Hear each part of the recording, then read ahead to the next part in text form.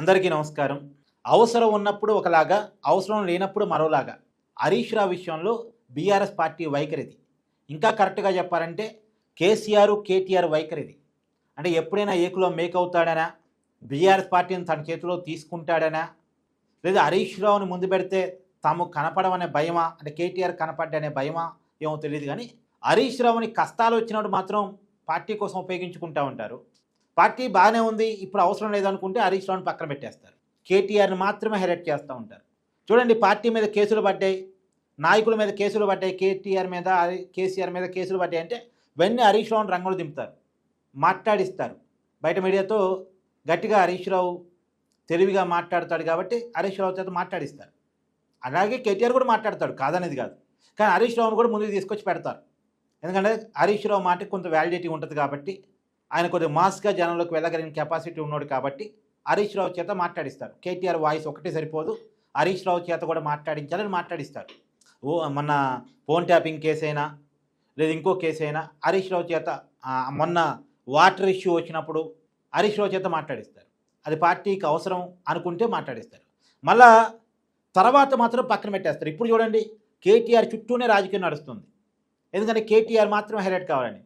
ఇప్పుడు మూసీ నది మీద కేటీఆర్ పాదయాత్ర చేస్తున్నాడు. అంటే ఇల్లు కూల్చివేతకు వ్యతిరేకంగా, రేవంత్ రెడ్డి ప్రభుత్వం వ్యవహరిస్తున్న వైఖరికి వ్యతిరేకంగా రాబోయే కాలంలో జీహెచ్ఎంసీ ఎన్నికలు కూడా ఉన్నాయి కాబట్టి కేటీఆర్ని ముందు పెట్టి రాజకీయం నడుపుతున్నారు. మళ్ళీ రేపు జీహెచ్ఎంసీ ఎన్నికల్లో పార్టీ గెలిచితో లేదో అన్న భయం వేసినప్పుడు మళ్ళీ హరీష్ రావుని ముందు పెట్టి నడిపిస్తూ ఉంటారు. అంటే హరీష్ రావుకున్న పేరు ఏంటంటే ట్రబుల్ షూటర్. ఒక టాస్క్ తనకు అప్పచెప్తే దాన్ని విజయవంతంగా కంప్లీట్ చేయగల నేర్పరి, ఒక సమస్యని చాలా ఈజీగా షార్ట్అవుట్ చేయగలిగినటువంటి వ్యక్తి బీఆర్ఎస్ పార్టీకి సంబంధించి.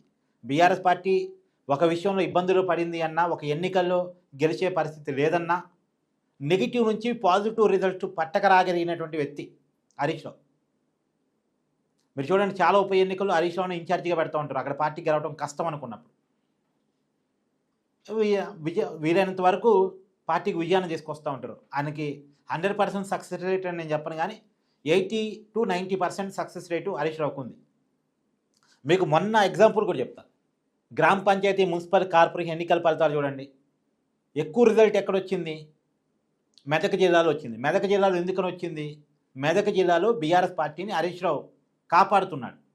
మన మున్సిపల్ కార్పొరేషన్ ఎన్నికల్లో బీఆర్ఎస్ పార్టీ కాంగ్రెస్ పార్టీ కంటే, అధికార పార్టీ కంటే ఎక్కువ స్థానాన్ని మెదక్ జిల్లా వరకు గెలిచింది.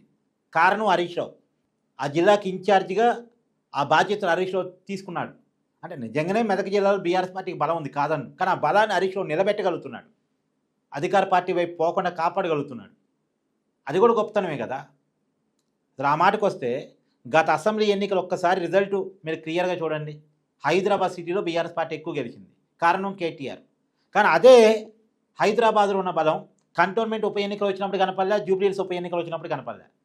అంటే ఉన్న బలాన్ని కేటీఆర్ కాపాడలేకపోయాడు, కానీ ఉన్న బలాన్ని మెదక్ జిల్లాలో హరీష్ రావు కాపాడుతున్నాడు. హైదరాబాద్లో కేటీఆర్కి బ్రాండ్ మీద ఉంది, దాన్ని కాపాడుకోవటంలో కేటీఆర్ ఫెయిల్ అయ్యాడు, అధికార పార్టీని తలదన్ని కాపాడుకోవటంలో. కానీ మెదక్ జిల్లాలో హరీష్ రావు పాస్ అవుతూనే ఉన్నాడు. అంటే హరీష్ రావుకి కేటీఆర్కి చూసినప్పుడు ఈ కంపారిజన్ చెప్తున్నాను మీకు నేను.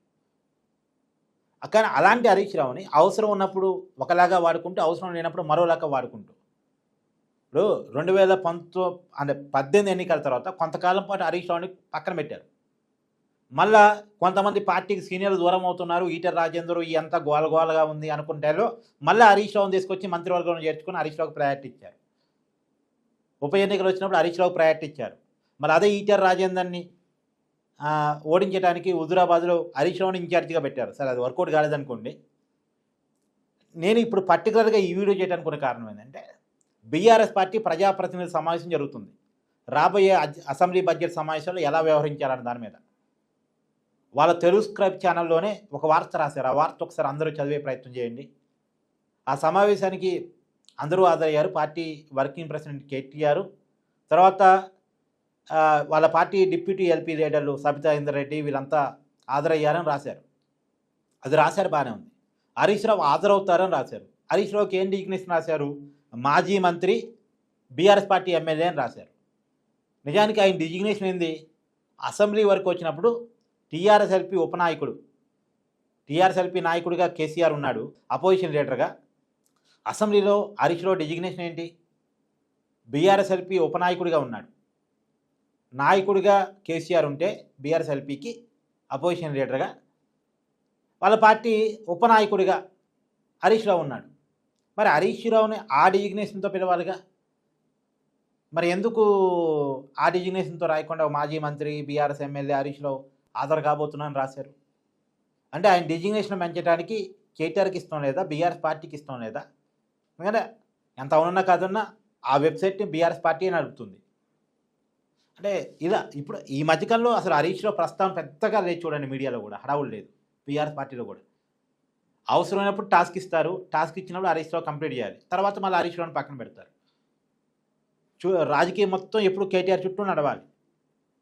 మొన్న ఎన్నికల సమయంలో కూడా హరీష్ రావుని కొంతకే పరిమితం చేశారు, మున్సిపల్ కార్పొరేషన్ ఎన్నికల సమయంలో కూడా. హరీష్ రావు సేవలు మరింతగా ఉపయోగించుకొని ఉండుంటే కొద్దిగా బీఆర్ఎస్ ఇంకొద్దిగా మెరుగైన పనితీరు కనబరిచి ఉండేదేమో. అంటే వాళ్ళ పార్టీ నాయకత్వం ఎవరు తీసుకుంటారో వాళ్ళ ఇష్టంలే, కానీ మరీ హరీష్ రావుని ఇలా